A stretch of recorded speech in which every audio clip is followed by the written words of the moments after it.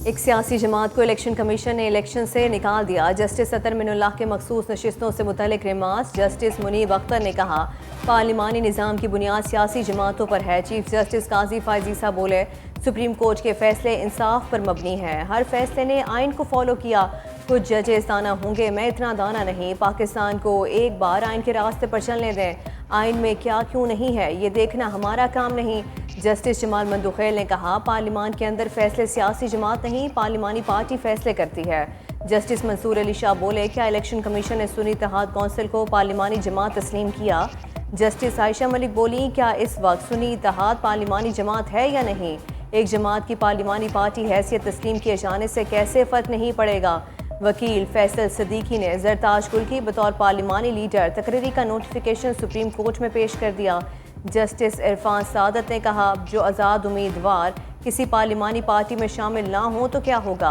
कानून तो कहता है 3 रोज़ में सियासी जमात में शामिल हों। आज़ाद उम्मीदवार कैसे रहेंगे? केस की मजीद समाअत 9 जुलाई तक मुलतवी। इलेक्शन कमीशन अपनी आइनी जिम्मेदारी अदा करने में मुकम्मल तौर पर नाकाम हुआ। खसूसी नशिस्तों के केस को लंबा किया जा रहा है। पीटीआई रहनुमाओं की मीडिया से गुफ्तगू। शिबली फराज ने कहा, केस को लंबा करने से अदम इस्तेहकाम मजीद बढ़ेगा। सियासी अदम इस्तेहकाम की वजह से पाकिस्तान में बहरान है।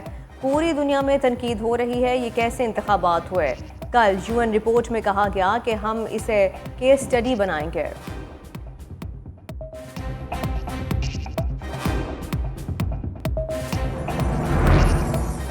जस्टिस बाबर सत्तार तौहीन अदालत केस में बड़ी पेशरफ। जस्टिस बाबर सत्तार और उनकी फैमिली का ज़ाती डेटा किसने लीक किया?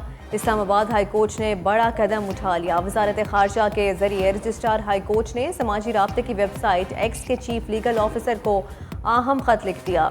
ज़राए के मुताबिक एक्स चीफ लीगल ऑफिसर को Islamabad high court larger bench की हिदायत पर खत लिखा गया, जिसमें एक्स से पाकिस्तानी तहकीकाती अदारों को मुतल्लिका मालूमात फराहम की दरख्वास्त की गई और कहा गया कि एक्स अगर अपना नुमाइंदा हाई कोर्ट के सामने भेजना चाहे तो भेज सकता है।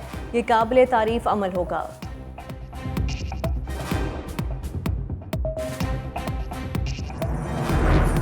वज़ीर आज़म शहबाज शरीफ ताजिकिस्तान के 2 रोज़ा दौरे पर इस्लामाबाद से रवाना। वफ्द में इसहाक डार, ख्वाजा आसिफ, फताउल्ला तर और तारिक फातमी शामिल।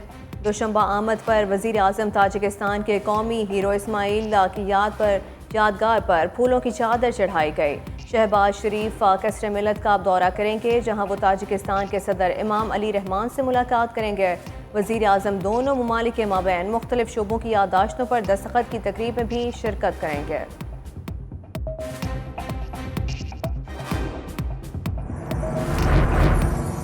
वज़ीर आज़म की मॉनसून में तमाम मुतल्लिका इदारों को हाई अलर्ट रहने की हिदायत।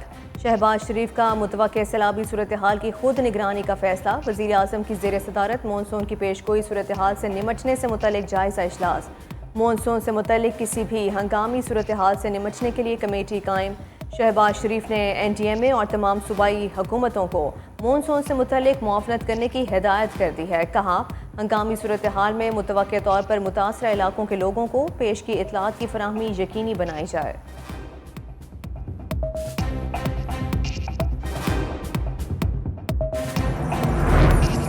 पीपल्स पार्टी और MQM में फिर ठन गई। सूबाई वजीर सईद गनी का मुत्तहिदा सरबराह खालिद मकबूल सिद्दीकी पर नफरत की सियासत का इल्ज़ाम। प्रेस कॉन्फ्रेंस के दौरान सूबाई वजीर ने कहा, खालिद मकबूल सिद्दीकी ने जुल्फ़िकार भुट्टो के मुतल्लिक गुमराहकुन बातें करके सिंध में नफरत फैलाने की कोशिश की। सोचा था नई MQM ने नफरत और पुरानी रविश छोड़ दी होगी, लेकिन ये बानी मुत्तहिदा का पढ़ाया सबक नहीं भूले। कोटा सिस्टम लियाकत अली खान ने शुरू किया। अदालत का फैसला MQM की मर्जी से नहीं आया।